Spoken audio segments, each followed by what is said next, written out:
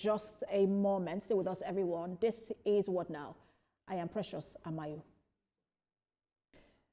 Now, just before we take you into all of that, we're turning our attention now to Nigeria, where we take you into the Lagos building Inferno. Now, nearly 24 hours after that fire engulfed a section of the Great Nigeria Insurance House, the Inferno is still on in a section of the building that collapsed. The governor of Lagos State, Babajide Sanwo-Olu, says no casualty was recorded while calling for calm. Government officials are ensuring the safety of people around the building, which has been declared unsafe. Several other buildings have been affected by the Inferno, and shop owners around the buildings are packing their goods to safety. The incident has raised concerns about the viability and strength of buildings within the Lagos Island area. Around carelessness and people not adhering to strict safety and fire precautions. It's purely what we saw from the initial report, because when it started, there picked, some initial reports, on that. But like I said, the assignment going forward is that it's still a live site. People should stay away from it. All the first responders are still fully on ground.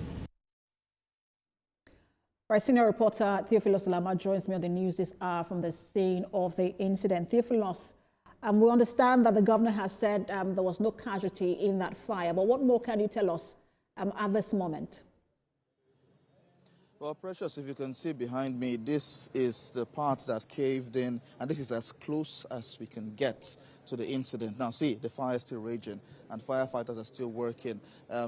The Lagos State governor was here quite some time, and he spoke about the situation here and how buildings are too clustered together, and the fact that a lot of people do not have knowledge of issues when it comes to fire. And look at it.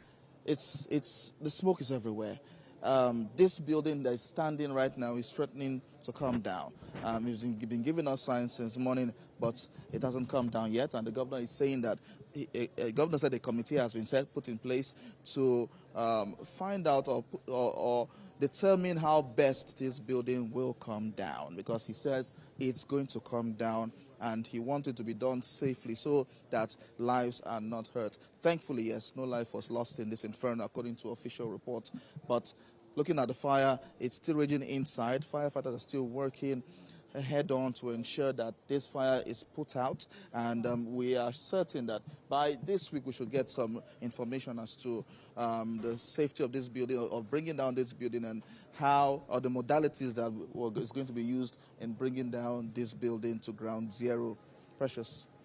We also understand, because this is not the first time we're hearing about a fire on a building or fire outbreak in a building on the Lagos Island. Is either fire or its collapse. And I'm wondering, did the governor say anything about that, especially just looking at the viability and maybe any sort of stress test for buildings around that area?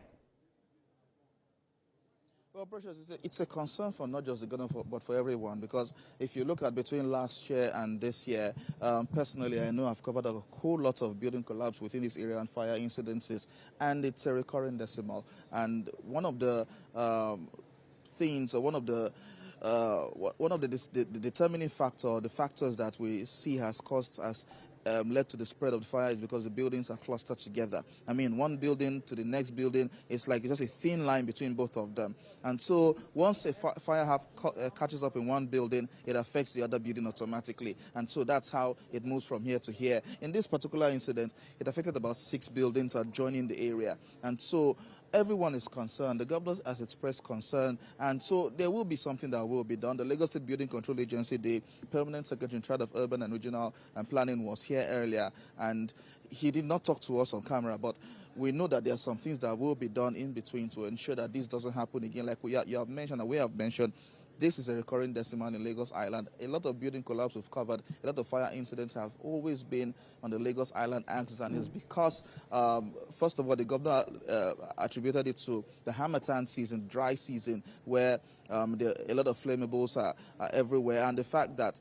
some people are careless. In this case, we hear that someone tried to switch on the generator and there was a spark that ignited the fire, and because of the kind of materials that are in there, it caused the fire to rage heavily and move to other areas. Yes, the firefighters have been doing their best, but it's still there, like you can see. It's Absolutely. still there, and more work needs to be done. More work is being done to ensure this goes out totally. Tiflos, I know you're keeping an eye on that fire for us, so we'll continue to get back to you for updates, and stay safe yourself. Senior reporter Tiflos Ilama live for us at the scene of the fire incident in Lagos Island. All right,